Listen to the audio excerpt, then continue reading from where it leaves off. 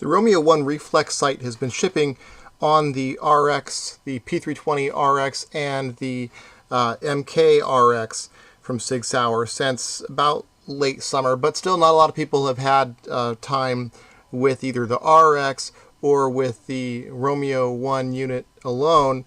So I'm going to give you a quick sort of unboxing video, but I don't have the box for it. So we're just going to show you really quick what the Romeo1 looks like, how it compares a little bit to some of the other sights that are in SIG's lineup, and like the Seymour and some others, and just tell you a few things about the Romeo1. So the Romeo1 is pretty interesting because it was designed from the ground up to be a pistol sight. It was designed to ride on a pistol, and that's where its home should be. It, as far as I can tell, it is not a rebrand of anything else that's out today on the market. So it's not a Delta Point, it's not a Fast Fire, it's not a Vortex. It's been built to SIG Sauer specifications. They've been doing intensive testing on it over the past couple of years.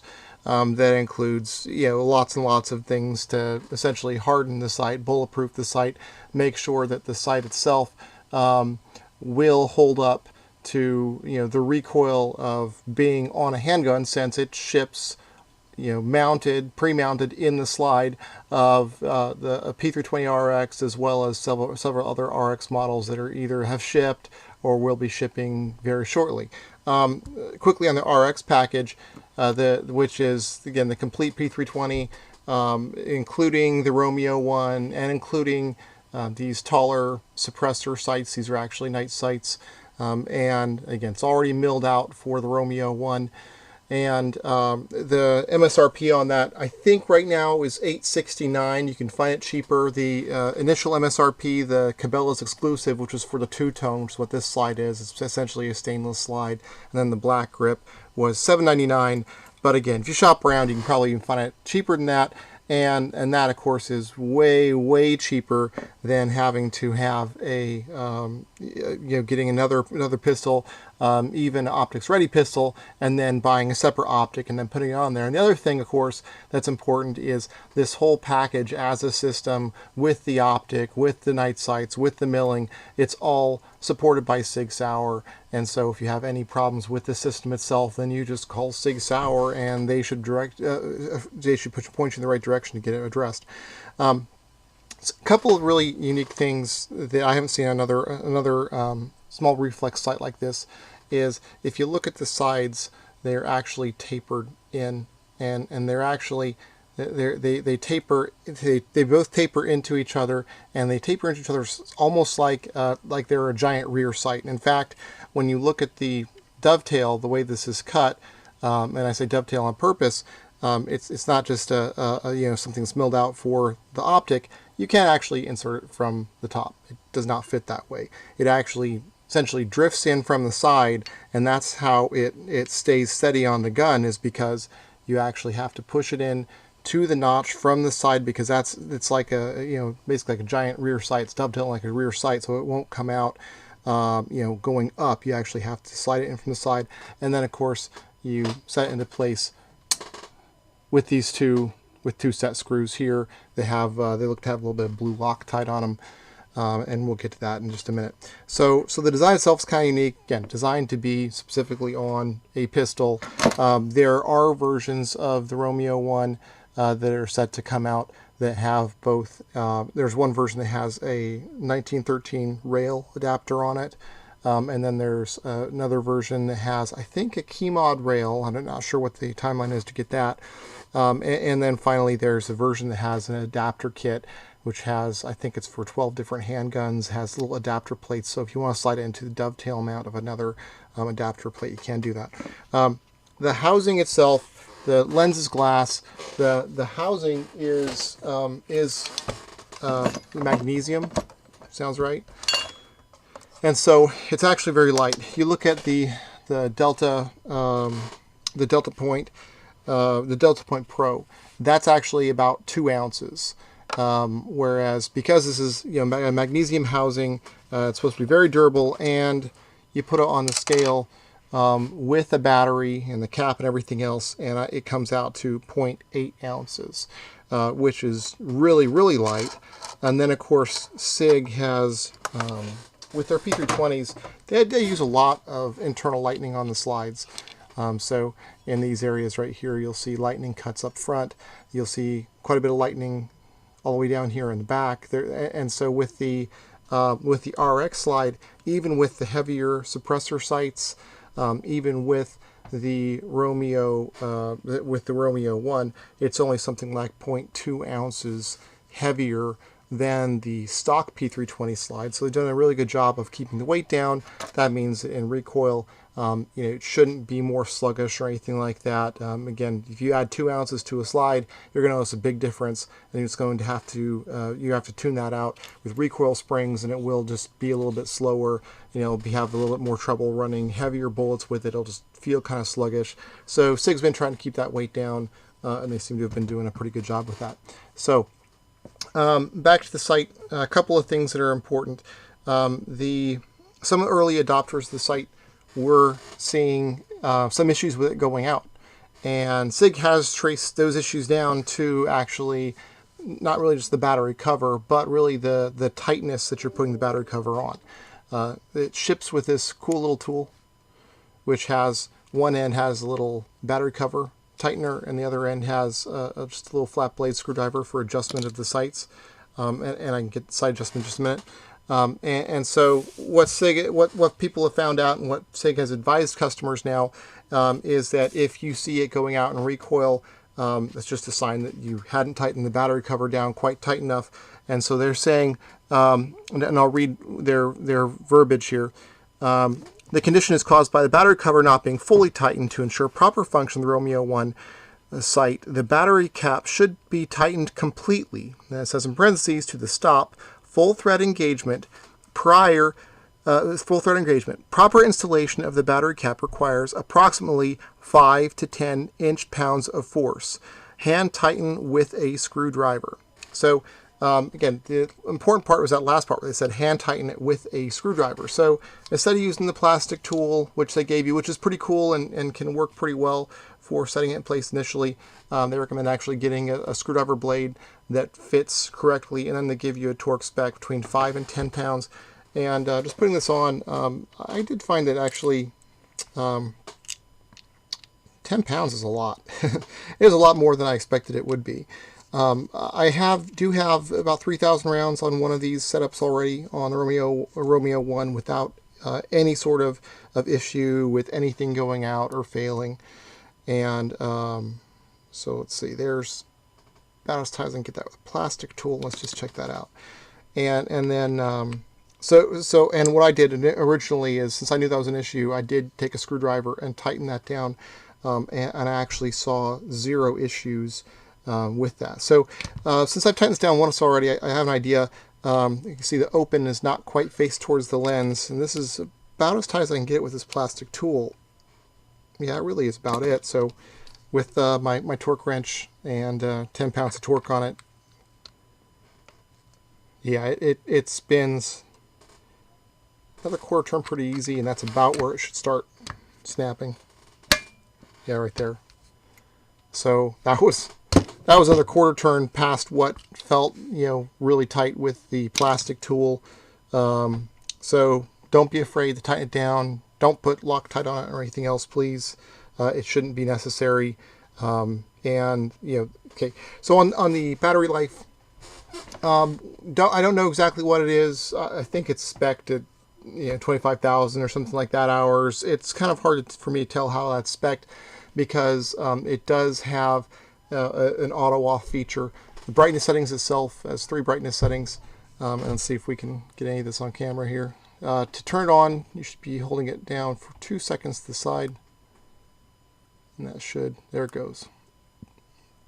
And it'll be a little bit out of focus because I'm using my little web camera here. But this is a 3 MOA dot, and that's all that's available from SIG right now is a 3 MOA dot for this. And it has 5 brightness settings. I have used this outdoors and in full sunlight, and it has been just fine for use in full sunlight. So you shouldn't have to worry about that. There it is. And it's not quite as bright as the Romeo 3. The Romeo 3 has really super bright settings. But again, this gets the job done. It's just fine for full noonday sun outdoors, and it's not too bright either when you're inside. So it seems to definitely do the job. With the other feature with it is it auto sleeps. That's why I was saying the battery life is sort of like a little bit unknown. So if I don't touch this right here for I think it's either 2 or 3 minutes, then the dot will go to sleep. Now the good news is the dot will immediately turn on as soon as you pick it up or move it at all. It won't turn on in a car. If you have a holster or something like that in a car, squad car, anything like that, it will stay asleep while you're driving around. But as soon as you move it, it's hard to not activate the dot when you move the thing. So that's a nice battery saving feature, and it shouldn't really cause anybody there's really no downside to it, because as soon as you pick up anything and look at it, you should be seeing it. That's the same thing. The feature is also seen on all of the other SIG optics that have illumination on them. They all have that sleep feature that works to extend the battery life. The first one I had, I put the battery in it in August. I hadn't turned it off yet. I don't turn the battery off. It hasn't gone out. I don't use it as much as some might. I use it for competitions, I use it for dry fire, some other things like that. But I usually am not carrying them all day. I hope to change that later this year. I hope to get one of these to actually be carrying for my carry gun. So the dot itself's good. Nice crisp 3 MOA dot.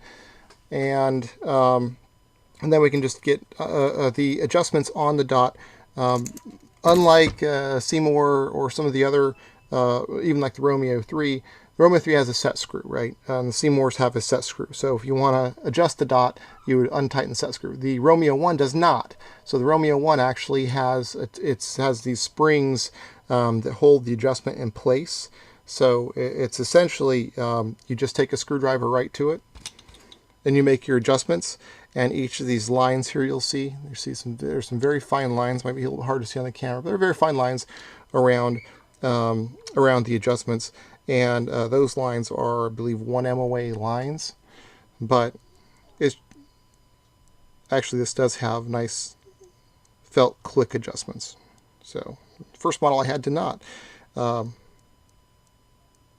Yeah, I can hear them. They're tactile. So it has nice 1 MOA click adjustments that require zero work with like a set screw or anything else like that you have to undo and then adjust and then redo. So that's very nice. That's an improvement. Okay, so there's that. I will get some range time with it. I've shot a couple matches with one of these already. So first thing I'll compare with here so you can see. Most people are familiar with this, the Seymour, right? Good old slide ride Seymour. When you look at the size comparison on these, the Romeo 1 is, obviously the lens is slightly smaller, but when you look at it, like this little front section of the Seymour, that's about how long this is. So it takes up very, very little room on a slide. And then as far as the lens goes, see if we can get the lens in here. You have the width, useful width is about the same, and actually might be even a little bit better with the Romeo 1 because it's square on the sides instead of being rounded. So width is very, very good as far as usability goes. Height is also very good. It's a slightly different shape, but you have almost as much surface area as you have with a full Seymour. So really big lens makes it really easy to find the dot, and so that's really nice. SIG also has the Romeo 3 optic. Romeo 3 is another reflex sight. A little bit larger, battery side loads instead of top loads. And The Romeo 3 is quite a bit longer, you'll notice, than the Romeo 1 is, and a little bit taller.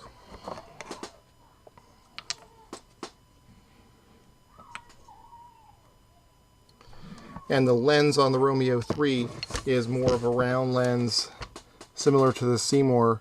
So, as far as useful sight, the glass, as far as how big the glass is, the Romeo 1 is easily as usable as the Romeo 3 or as the good old Seymour. And then just for fun, here's Romeo 4 dot sight. And of course, this is unique because you do have, this is a 2 MOA dot, and you have the 65 MOA circle ring, which you can turn off. These are really good.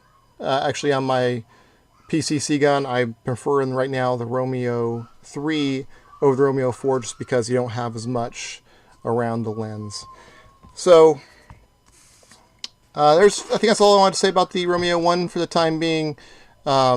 Yeah, so far, they do epoxy bedding and do a lot of other things to harden the sight. So far, it's holding up really, really well in shooting my handgun. 3,000 rounds, and I hope to put a bunch more on it later this year.